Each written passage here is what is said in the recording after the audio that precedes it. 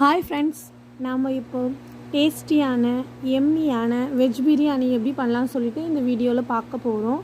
வாங்க ஃப்ரெண்ட்ஸ், வீடியோக்குள்ளே போகலாம். வீடியோக்குள்ளே போகிறதுக்கு முன்னாடி யாரெல்லாம் என்னோடய சேனலை வந்து சப்ஸ்கிரைப் பண்ணாமல் பார்க்குறீங்களோ ப்ளீஸ் ஃப்ரெண்ட்ஸ் சப்ஸ்கிரைப் பண்ணிவிட்டு பாருங்கள். இந்த மாதிரி ஒரு குக்கர் எடுத்துக்கிட்டு குக்கரில் தேவையான அளவு எண்ணெய் ஊற்றிக்கலாம். எண்ணெய் ஊற்றினதும் எண்ணெய் நல்லா காஞ்சதும் 2 பிரிஞ்சி இலை, கொஞ்சமாக பட்டை, 4 கிராம்பு, 4 ஏலக்காய், கொஞ்சமாக கல்பாசி, கொஞ்சமாக சோம்பு சேர்த்துக்கலாம்.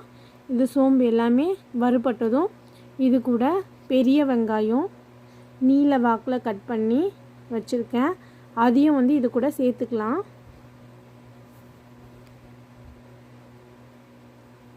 இந்த பிரியாணி ரொம்ப சிம்பிளாக தான் இருக்கும், நல்லா டேஸ்டியாக இருக்கும். நீங்கள் கல்யாண வீட்டுக்கு போய் சாப்பிடும்போது என்ன டேஸ்ட்டில் இருக்குமோ அந்த டேஸ்ட்டில் தான் இருக்கும். இந்த மாதிரி வெங்காயத்தை போட்டுக்கலாம். வெங்காயம் நல்லா இந்த மாதிரி ப்ரௌன் ஆகட்டும். நல்லா ப்ரௌன் ஆனால் தான் இந்த பிரியாணி சாப்பிட்றதுக்கு நல்லா டேஸ்ட்டாக இருக்கும். ப்ரௌன் ஆனதும் பெரிய தக்காளி 2 எடுத்துருக்கேன், அதையும் இது கூட வந்து சேர்த்துக்கிறேன். தக்காளி நல்லா வதக்கி விடுறேன். வதக்கி விடுறதுக்கு கொஞ்சமாக சால்ட் சேர்த்துக்கிறேன். சேர்த்ததும் இந்த பதத்துக்கு வந்ததும் நாம் இப்போது இஞ்சி பூண்டு பேஸ்ட் வந்து சேர்த்துக்கலாம். இஞ்சி பூண்டு பேஸ்ட்டு கொஞ்சம் அதிகமாகவே சேர்த்துக்கலாம், அப்போ தான் வந்து பிரியாணி நல்லா டேஸ்ட்டாக இருக்கும்.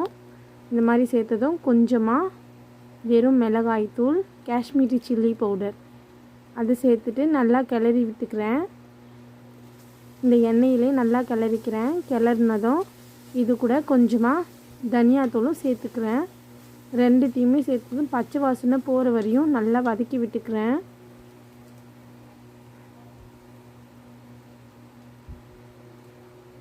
பச்சை வாசனை நல்லா போனதும் இது கூட ஒரு 1.5 ஸ்பூன் அளவு கரம் மசாலா சேர்த்துக்கிறேன்.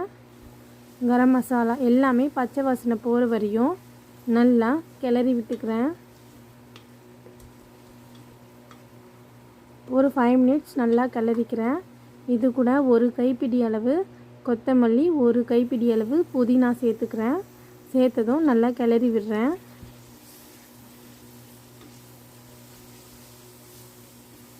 நல்லா கிளறிக்கிறேன். லோ ஃப்ளேம்லேயே வச்சு கிளறிக்கலாம். ஹை ஃப்ளேமில் வச்சு கிளறினா அடி பிடிச்சிரும், அதனால் லோ ஃப்ளேம்லேயே வச்சு கிளறிக்கிறேன். இது கூட ஒரு கேரட், ஒரு உருளைக்கிழங்கு, கொஞ்சமாக பீன்ஸ் இதை கட் பண்ணி வச்சுருக்கேன், இதையும் இது கூட சேர்த்துக்கிறேன். சேர்த்தது ஊற வச்ச பட்டாணி வச்சுருக்கேன்.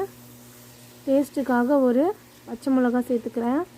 காரம் ரொம்ப சேர்க்க தேவையில்லை, நான் காரம் வந்து அதிகமாக சாப்பிட மாட்டோம், அதனால் காரம் கம்மியாக சேர்த்துக்கிறேன். உங்களுக்கு காரம் அதிகமாக வேணும்னா நீங்கள் 2 பச்சை மிளகா கூட சேர்த்துக்கலாம். ஏன்னா அரிசியோட அளவு வந்து நான் கம்மியாக தான் சேர்த்துருக்கேன், இதில் சேர்க்க போகிறேன். இது மாதிரி நல்லா அந்த மசாலாவில் காய்கறி வந்து நல்லா அது மசாலாவில் இறங்குற மாதிரி நல்லா கிளறி விட்டுக்கிறேன். கிளறி விட்டுனதும் ஏற்கனவே கொஞ்சமாக சால்ட்டு சேர்த்துருக்கேன், அதனால் இப்போ கொஞ்சமாக சால்ட்டு சேர்த்துக்கிறேன். ரொம்ப அதிகமாக சால்ட்டு சேர்த்துனா காய்கறியிலையும் வந்து உப்பாகிடும், அதனால் சால்ட்டு வந்து மீடியமாக தான் சேர்த்துக்கணும். இந்த மாதிரி மீடியமாக சேர்த்துக்கிறேன். மீடியமாக சேர்த்ததும் நல்லா மசாலாவில் இருந்த காயெல்லாம் இதுவானதும் இந்த மாதிரி 1 டம்ளர் அரிசி வந்து ஊற வச்சுருக்கேன். பாஸ்மதி ரைஸ் 2 அளவு டம்ளர் தண்ணி வந்து ஊற்றிக்கிறேன். ஊற்றினதும் இந்த மாதிரி நல்லா கொதி வரும்போது அரிசியை வந்து சேர்த்துக்கலாம். முன்னாடியே வந்து சேர்க்க தேவையில்ல, அப்போ தான் 2 விசில்லையே வந்து பாஸ்மதி ரைஸ் நல்லா வெந்துடும், இல்லைன்னா குழஞ்சிரும் சாதம், அப்புறம் வந்து நல்லா இருக்காது. நல்லா கொதி வரும்போது இந்த மாதிரி அரிசியில் கொஞ்சம் கூட தண்ணி இல்லாமல் இந்த மாதிரி சேர்த்துக்கலாம். சேர்த்ததும் ஒரு கிளறி விட்டுக்கிறேன். இதில் எந்த கலரும் வந்து சேர்க்க தேவையில்லை, நம்ம காஷ்மீரி சில்லி பவுடர் வந்து சேர்த்துருக்கோம், அதனால் அதுவே வந்து கலர் வந்துடும். கலர் வேணும்னா நீங்கள் வந்து கலர் சேர்த்துக்கலாம். இந்த மாதிரி நல்லா கிளறி விட்டதும் நல்லா கொதிக்கிட்டோம்.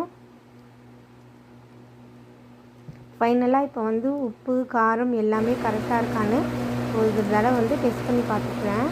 எல்லாமே எனக்கு கரெக்டாக இருக்குது. இப்போ பாருங்கள் நல்லா கொதித்து வருது. இந்த மாதிரி ஸ்டேஜில் நான் குக்கர் மூட போகிறேன். அப்போ தான் வந்து 2 விசில்லையே வந்து பிரியாணி வெந்துடும். இந்த பிரியாணி அவ்வளோ டேஸ்ட்டாக இருக்கும். நீங்களும் வீட்டில் ட்ரை பண்ணி பாருங்கள் ஃப்ரெண்ட்ஸ்.